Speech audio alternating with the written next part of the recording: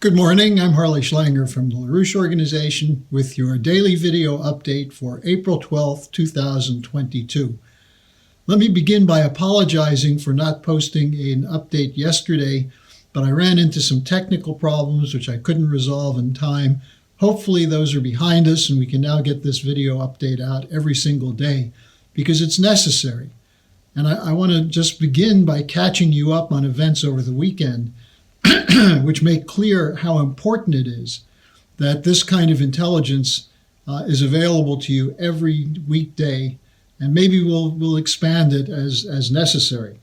But let's start with the fact that we're seeing a march for a bigger war from the transatlantic powers.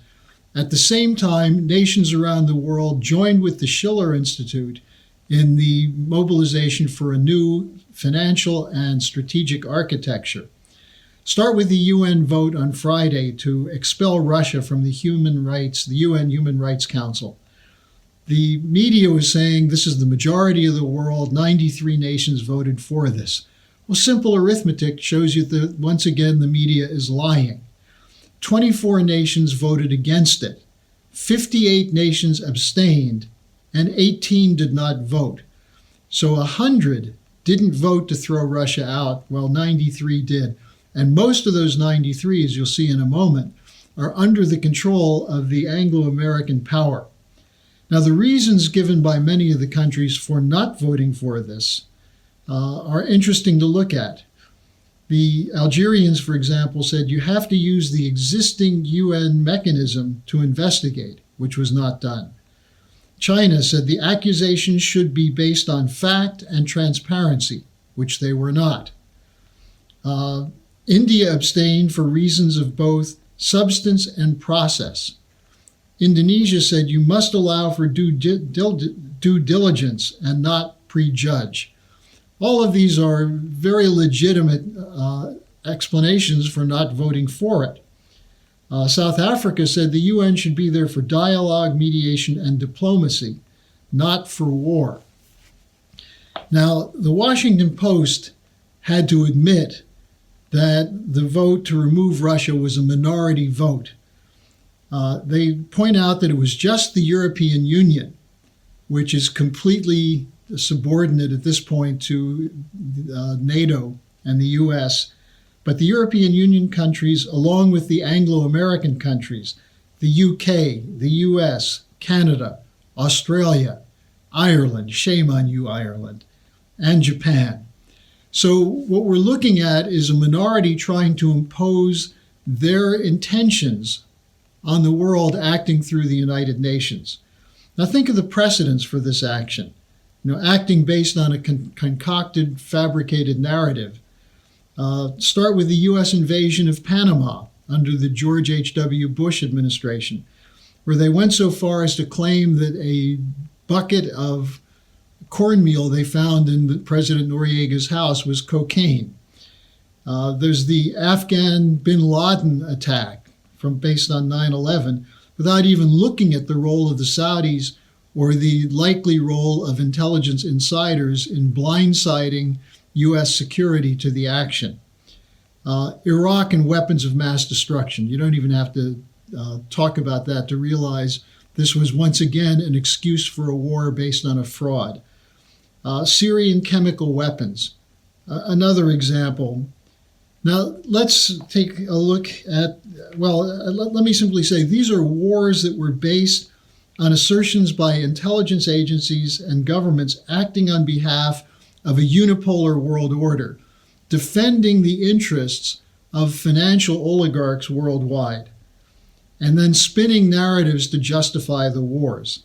Now there's another example from just the other day, the report on the missile that hit Kramatorsk rail station.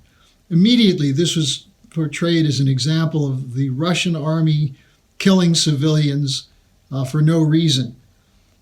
There's a problem with that, though. The serial number from the Tochka-U missile that hit the train station was identified as one that belonged to the Ukrainian government, not the Russians. How are you going to explain that? Well, the mainstream media has believes they have no responsibility to explain it, as we saw recently from the embarrassing episodes with Brian Stelter being confronted on CNN's lies and the continued efforts to cover up for the question of the charge that the Hunter Biden laptop was Russian disinformation, when now even the New York Times and the Washington Post admits that it was real and verified. So with these narratives, we see NATO moving ahead. More weapons are coming. The German Defense Ministry had to admit they've run out of arms to ship to Ukraine.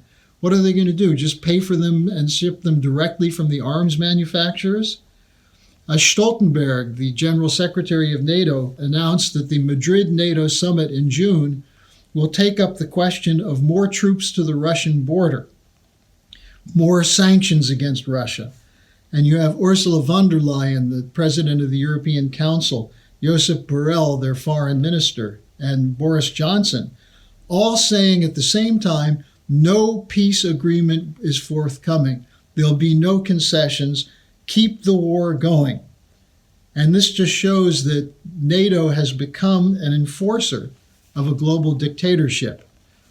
This was also indicated by comments by Deputy Secretary of State Wendy Sherman to the House Foreign Affairs Committee when she criticized India for not going along with the West in condemning Russia. She said, quote, "Non-alignment is not acceptable these days," unquote. Again, the unipolar order speaking through these puppets. Once again, they're asserting a unipolar world based on military might. Now, in contrast, I hope you had an opportunity to either see live or you've seen the archives on the schillerinstitute.com of our conference this last Saturday. This was an extraordinary event. The keynote was given by Helga Zepp-LaRouche on why it's now time to move away from this transatlantic global dictatorship into a new strategic and economic architecture. The Russian ambassador to the United States, Antonov, spoke there. Former cabinet ministers from India and South Africa, top economists from China, and leading scientists, trade unionists, farmers, and journalists from around the world came together to discuss this. There were some disagreements. There were some things that we had to work through. But in general, what was clear was the commitment of everyone to break from this unjust world order, which is leading us toward war, global economic collapse, and scarcity. Now, what's required is to mobilize citizens to act in a movement for this new security and economic architecture, rejecting great power geopolitics, as every single speaker referenced in their speech. Replace the narratives of war with pursuit of universal truths based on the concept of man in the image of God and the importance of sovereign nation states acting to defend the interests of their sovereign citizens. This is the counter to the world of war and depression coming from Washington, Wall Street, City of London, Brussels, and elsewhere. We have the majority of the world on our side, but more importantly, we have universal history on our side. And this is where the question comes up of the individual commitment to act for the good. Virtually everyone who's watching these updates has indicated to me in emails or in comments on the updates, your disgust with the direction of the present world order and your desire for something better. It's useful that you say something like this under the YouTube or the Facebook comment section, but more important, share the videos, organize with us, join the Schiller Institute. We're going on a membership drive because we need more members who are committed to these ideas. So go to the schillerinstitute.com website and find out what more you can learn from that and sign up to become a member. We're the majority, but as I said, more importantly, we represent the interests of the majority to see that the arc of history bends toward justice and goodness. That depends on individual actions. Don't wait for governments to do it for you. Don't wait for the media to cover it. Don't wait for your friends and neighbors to jump up and down and join you. Go out and be a leader. Thanks for joining me. I'll see you again tomorrow.